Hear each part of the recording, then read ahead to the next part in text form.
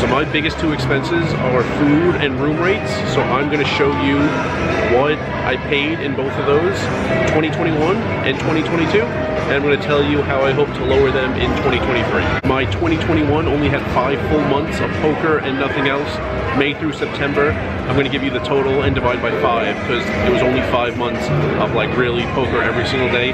Also, one asterisk, I am going to subtract my vacation. I had a 1,000 hours in 100 days challenge last year. I played 900 hours 3 minutes, by the way. And when that was done, I took 4 days off and just hung out in Laughlin, Nevada. So I paid a lot more in room rates than I would have normally if I were just like staying on the strip, staying at Harrah's, whether or not I played. I paid a little extra for that vacation. So I paid about $50 a night instead of like 10 a night for 4 nights. So I'm going to subtract $160 from May through September because that vacation shouldn't count for this calculation. And this year, 9 full months of poker and nothing else. February through November, not counting July because that's when I went on the road trip through the Plain States and the Northwest. And in addition to that, those 9 months, I'm going to subtract the 3 days in June in Council Bluffs that I took off my vacation this year.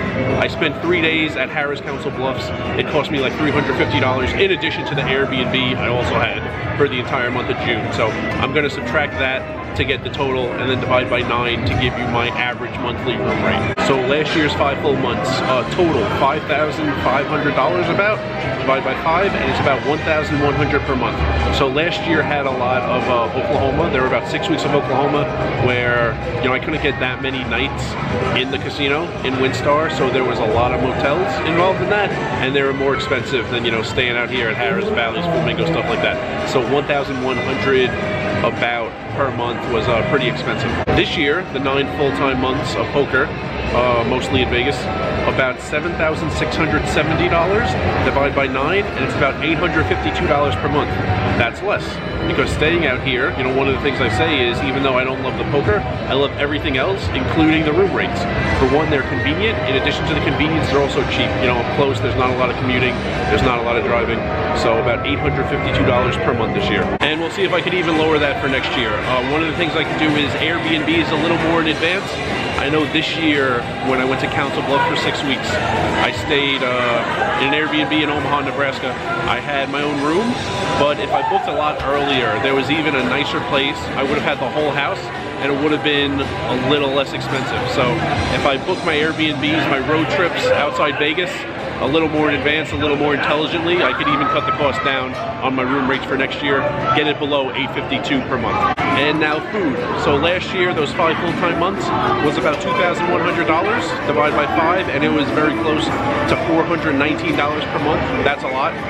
Over 4 is a lot. I'm not happy anytime I go over 400, and I averaged that for 5 months last year. Once I got to Vegas last year in mid-June, I was eating a lot on the strip, so it was convenient. It did give me more hours on the table because I wasn't cooking as much, but it was expensive, and over $400 a month is a lot for me. This year, the 9 full-time months of poker out here, and a little bit in Nebraska, Iowa, about $2,940 divided by 9, and it's about $327 per month.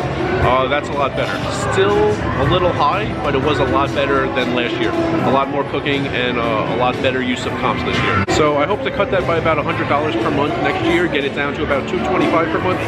With all the comps I earn and with all the cooking I do in my room, I could definitely pull that off. I don't want to cut it too low.